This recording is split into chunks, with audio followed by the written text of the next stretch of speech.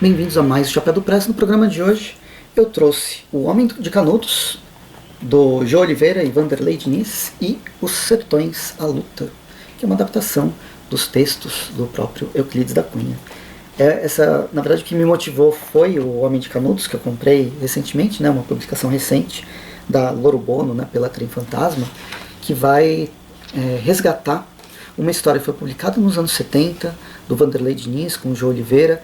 É a primeira, e se não a única história da editora Bonelli, antes de ser a Bonelli, que tem roteiro e arte de um brasileiro, ou de brasileiros.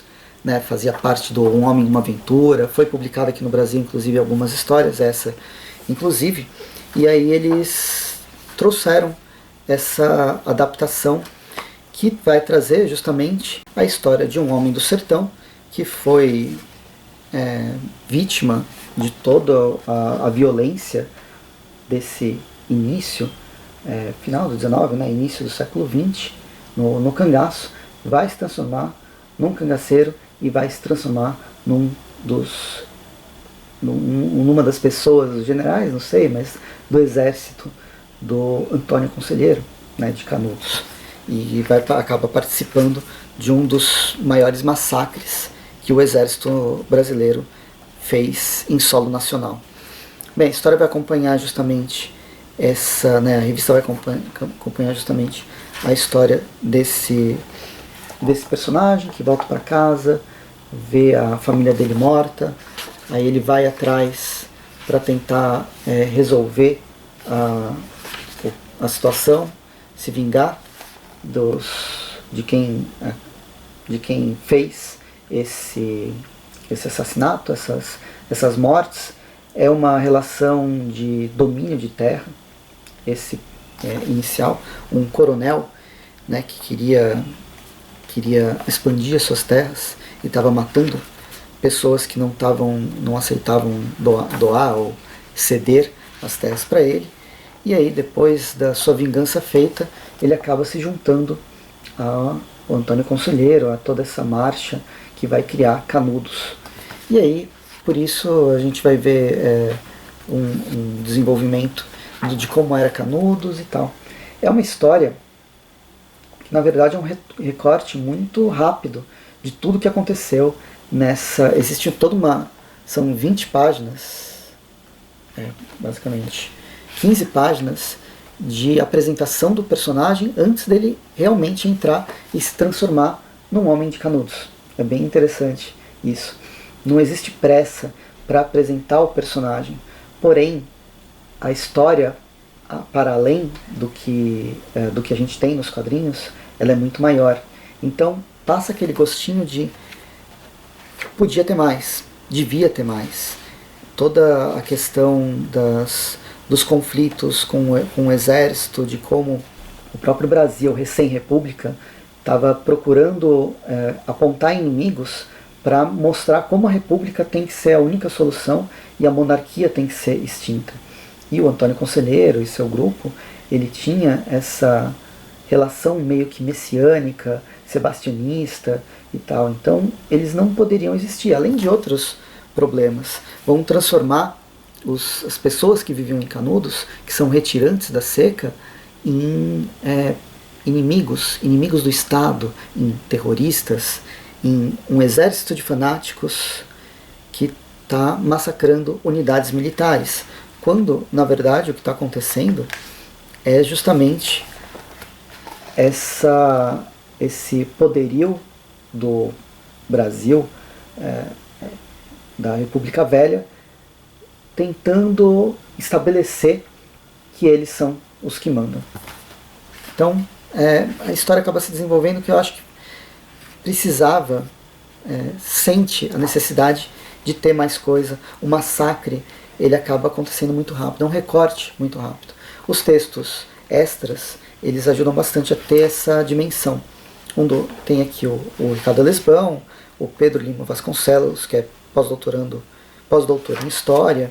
Aqui o primeiro texto também, que foi o prefácio do Hugo Pratt, um prefácio bem interessante, pequenininho, rápido, mas que já dá um pouco desse panorama de publicação, inclusive, da história.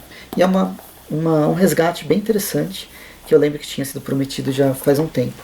E aí, para complementar, eu li O Homem de Canudos, e eu tirei da minha pilha de leitura, que eu estava querendo ler faz tempo, Os Sertões à Luta, uma história em quadrinhos de Carlos Ferreira e Rodrigo Rosa, adaptando os relatos do Euclides da Cunha. Euclides da Cunha era um jornalista que depois ficou conhecido por causa do livro dos Sertões, mas como um literato por causa dos Sertões, mas a base dele é que ele foi do Exército, ele esteve em Canudos como um jornalista do Exército, e lá ele viu os massacres que a instituição que ele trabalhava provocou. E nessa relação ele acaba saindo do Exército, tem todo o desenvolvimento, vai acabar escrevendo, Os Sertões, muito baseado na fome, na segregação, na miséria que ele presenciou. Enfim, a história, a revista, ela foi lançada em 2019, da editora Quadrinhos na Companhia. Acho legal, se vocês tiverem oportunidade de procurar, acho que deve ter na Amazon. Eu não faz muito tempo que eu comprei. Tem uma introdução do Maurício Halls, que é um sociólogo pesquisador da UFRJ, que dá um panorama muito bacana do autor Euclides da Cunha. Ele viveu entre 1866 e 1909. E aqui vai falar justamente, embora fosse engenheiro militar, sempre teve uma relação de amor e ódio com o exército. Em 96 foi reformado do posto de tenente. E aí viaja para Canudos, companhia do ministro da Guerra Marechal Bittencourt, em junho de 1897. Lá permanece até o dramático desfecho da guerra, em outubro daquele ano, com o massacre dos sertanejos. Aí ele conta sobre as quatro tentativas de acabar com Canudos, com o grupo de Antônio Conselheiro. A primeira muito voltada para questões mais econômicas e locais, mas que foi crescendo cada vez mais. Na história em quadrinhos, a gente tem uma apresentação de quem foi, uma história de origem do próprio Antônio Conselheiro, quando ele se transforma nesse grande messias dos retirantes da seca, como se ele, muito voltado para essa ideia mística de um profeta. Ele tem muito essa figura de um profeta, e que a gente pode também dizer que talvez ele tenha uma figura de um líder de seita. Mas é uma relação menos capitalista, como a gente vê atualmente esses líderes de seita que exploram e enriquecem, e mais voltada para uma reflexão sobre a própria fome e sobre a situação de abandono que a grande parte da população acaba sofrendo. Ele é um líder que tenta trazer esperança para essa população que não tem nada a perder, porque ela já não tem mais nada. Então só resta a esperança de um mundo melhor. Bem, aí a história na página 26 já vai para o Rio de Janeiro, 36 anos depois, já em 1896, quando vai mostrar as primeiras derrotas, ou a consequência das primeiras derrotas contra o bando do Antônio Conselheiro, a tentativa de criar um ódio da população, dessa população que recém entrou na República, contra o Antônio Conselheiro, que ele é como se ele estivesse sendo uma revolta monarquista, como se ele estivesse sendo financiado pela Inglaterra, pela família portuguesa, para retornar, para trazer o império de volta. Mas não, eles tinham sua própria agenda, principalmente pautada no próprio sofrimento e na pobreza. Tem um mapa aqui, aí a gente tem várias contextualizações. É uma história bem, bem bacana, com uma arte crua, com esse alto contraste, que vai mostrar, a gente está no sertão, a gente está vendo, olha só, o exército, ele está entrando numa região completamente inóspita, no meio desses espinhos.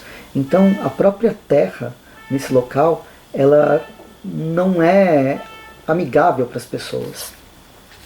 E tem um exército que vem de toda parte do Brasil, mas que nunca entrou no sertão para lutar nesse local. Então o massacre, ele acaba sendo visto, ou ele acaba acontecendo não só pelas pessoas com armas, pelas pessoas armadas com foices, que são o grupo do Antônio Conselheiro, como os próprios soldados, que são massacrados pelos mandos e desmandos dos generais e desses grandes poderosos, que, bem, a grande maioria deles continua no Rio de Janeiro. É bonita a construção, a forma como o texto se desenvolve, com partes adaptadas, inclusive do Euclides da Cunha, mostrando Canudos, mostrando essa crueldade que estava acontecendo nesse momento, e o massacre que se seguiu em seguida. Violência gerando violência e tal. As últimas páginas, elas são as mais impactantes, né? Quando a gente tem o ataque final contra Canudos. Eu quero mostrar essas páginas porque elas começam a ganhar cor, né? Enquanto toda a história em branco e preto, a revista ela termina em cores. Ela termina em cores para evidenciar a morte. Se o branco e preto de toda a história ela tenta mostrar como se tentava criar heróis e vilões, ou como se o passado eram histórias que estavam acontecendo no passado. Quando o massacre finalmente acontece, ele ganha cor porque ele continua vivo. As mortes continuam vivas, e tanto pelos próprios acontecimentos, para as pessoas que ainda vivem lá, que vivem e sofrem com os mandos e desmandos, com políticas públicas que nunca chegam, ou que são desviadas por generais, por os coronéis, isso não necessariamente de patente militar, mas os coronéis do Agreste. Isso aqui, o massacre continua vivo e não pode ser esquecido. É muito fácil falar, e aqui o texto introdutório fala sobre isso, eu não sei se foi aqui ou foi no Homem de Canudos, mas é muito fácil falar e muito se mostra como o Brasil é pacífico. Não, o Brasil não é pacífico. O Brasil, ele viveu muitos conflitos, muitas guerras, massacrou e continua massacrando. A nossa polícia militar, e o próprio exército, ele tem um treinamento agressivo e violento, sem colocar culpa em pessoas específicas, mas a própria instituição, ela é uma instituição forjada na violência, forjada na repressão, e que a ditadura militar, nos anos 60, 70, eles aumentaram ainda a potência dessa violência. Violência essa que a gente está vivendo ainda hoje, violência essa que parece que não está mais restrita. Não veja essa frase como se deveria ser, mas não está mais restrita apenas às pessoas negras, aos favelados, aos indígenas, aos povos originários. A gente está vendo essa violência de forma cada vez mais generalizada, cada vez atingindo mais e mais pessoas. Não era para atingir ninguém, mas quem sabe talvez agora as coisas, alguém tente trazer uma mudança, pacificar essa repressão, né? Esse ideal de repressão. Sertões, a Luta e o Homem de Canudos mostra esse recorte. É o final do 19, mas é um retrato um pouco do que a gente tem de forças de segurança. Enfim, é isso. Homem de Canudos, Sertões, a Luta. Espero que vocês tenham gostado do vídeo. Quero saber de vocês. Vocês leram essas duas histórias? Não leram? Comentem nos comentários, a gente conversa. pelos comentários. Enquanto isso, me siga nas redes sociais, @PressGone, onde eu falo sobre filmes e séries. E tem o link da Amazon. Qualquer compra no link da Amazon me ajuda bastante a trazer coisas novas, coisas diferentes, como essas duas revistas, para levantar o debate. Concordando ou discordando, o ponto é justamente esse. Vamos tentar conversar pelos comentários. A gente se vê no próximo episódio, então. Até mais e bons quadrinhos.